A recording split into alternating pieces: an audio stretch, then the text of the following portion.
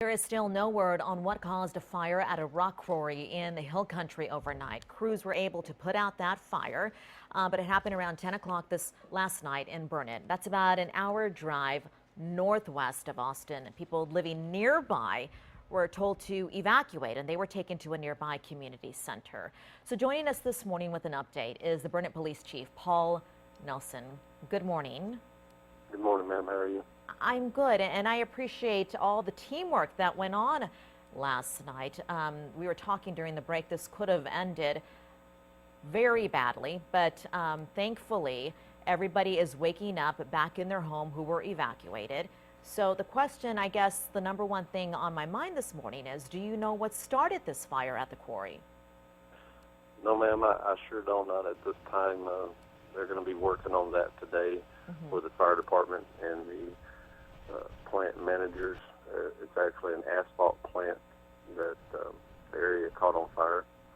And the main concern that we had last night was, would it explode, and if it did, how far, would it affect the area? We were able to meet with the fire department and make a decision that it would be a 1 mile radius around.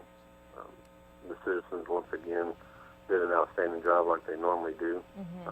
They listened to our advice, and they evacuated the community center in different locations in the city, and that made it just so much easier for the first responders to be able to work with the citizens as a team, like always. And once the fire department was able to get enough manpower and study the situation, they were able to start fighting the fire, keeping the plant temperature where the fire was down, and that's where they were able to control it. And Were there chemicals inside the quarry that you were concerned about, or was it specifically the asphalt and the possibility of an explosion? Walk me through those tense moments. It was, the chemicals, of course. If it did explode, what kind of effect would it have, and how far it would have affected the area, and on top of that, how many fires would it have started after it exploded, separate fires. And so the fire department was trying to get enough help there in case it did explode to fight the numerous fires that it would probably start out in the grass fires, maybe some house fires.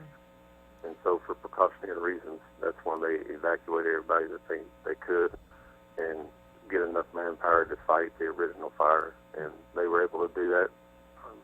Burnet Fire Department is an outstanding department, and they did a great job once again last night. As of midnight, that fire was out, an intense 2-3 hours of them trying to put out the flames, but they did it, and everybody was evacuated and returned home safely. However, there was one worker that we were told sent to the hospital. Any update on that person's condition this morning? I was told late last night that it was minor injuries, that he was checked out at the local hospital here at Seton Highland Lakes Hospital in Burnet, and that he was minor injuries and everything should be okay. All right, Chief Nelson, I appreciate your time with us this morning. I know it's been a long night and likely going to be a long morning as well as you continue to investigate the cause of that fire there. Thank you for all that you do. Thank you very much.